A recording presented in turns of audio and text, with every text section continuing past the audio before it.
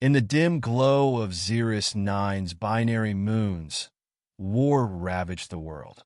The alien king of the Zarthan Empire had declared dominion over this star system, his army sweeping through planet after planet with merciless precision. His forces were unstoppable, so long as they had their prized mercenary, Sarala the Razor, by their side. She was legendary. Sarala was said to be unstoppable in battle, her skills with a plasma saber unmatched. She was a Clethari, a towering race of alien warriors with crimson skin, glistening black armor that seemed fused to their bodies, and sharp, piercing horns crowning their heads. Her name alone made entire battalions surrender. But legends bleed. When Sarala was struck by a toxic blast during the siege of Volos, her body collapsed in a battlefield of silence. The alien medics recoiled in panic, whispering curses under their breath. The king's mercenary was poisoned, her Clethari blood tainted. To treat a warrior of her stature was to risk death itself. The Clethari were notorious for their fierce hatred of dishonor, and even attempting to heal their warriors was seen as a grave insult if done without permission. None of the alien doctors dared touch her. The king's fury was palpable. "Bring me someone to save her," he roared. But no one came forward. Except me. I was no hero, just a field medic from Earth, stationed on Xeris 9 as part of a distant peacekeeping effort. My name's Callum Reed, and I wasn't ready for this. The Zarthan soldiers sneered at me as I entered Sarala's tent. I wasn't qualified. Not for her, not for this. "You would dare treat the king's razor?" One alien hissed, his sharp teeth glinting. "She's dying," I snapped. "If no one else will help, I'll try." Their hateful stares burned my skin as I approached her. Sarala lay on a cold slab of obsidian, her breath shallow. She was taller than I'd expected, nearly 7 feet, her crimson skin fading to pale garnet.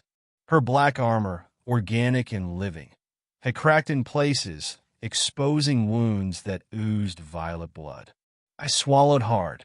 "I'm going to help you, Sarala," I whispered, though she probably couldn't hear me. I worked tirelessly for hours. The toxin was unlike anything I'd seen, eating through her bloodstream with the efficiency of a nanite swarm. My hands shook as I mixed antidotes, scavenging everything I could from my human medkit and combining it with stolen alien remedies. I had no guide, no precedent, just desperate improvisation and the single thought repeating in my head: I won't let her die. Halfway through the night, she stirred. Her blazing yellow eyes cracked open, locking onto me. A chill raced down my spine. "Human," she rasped, her voice a guttural growl. "You should not touch me." "Yeah, well," I muttered. "Maybe someone else should have tried then." Her lips quirked in something resembling a smirk. Even on the edge of death, she was terrifying. By dawn, she was alive. Her wounds had closed, her breathing steady. I slumped to the ground, exhaustion consuming me. The Zarthan guards who'd once mocked me now stared with wide, unblinking eyes. Word spread quickly, and soon I was summoned to the king himself. The Zarthan king was a mountain of a being, horned, armored, with a cloak made of what looked like living shadows.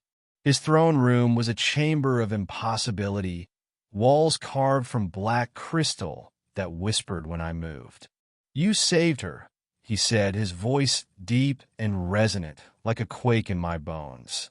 "I did what anyone should have done," I replied, my voice steadier than I felt. The king tilted his massive head, regarding me like a puzzle. "None of my people dared treat her. You, a human, showed courage."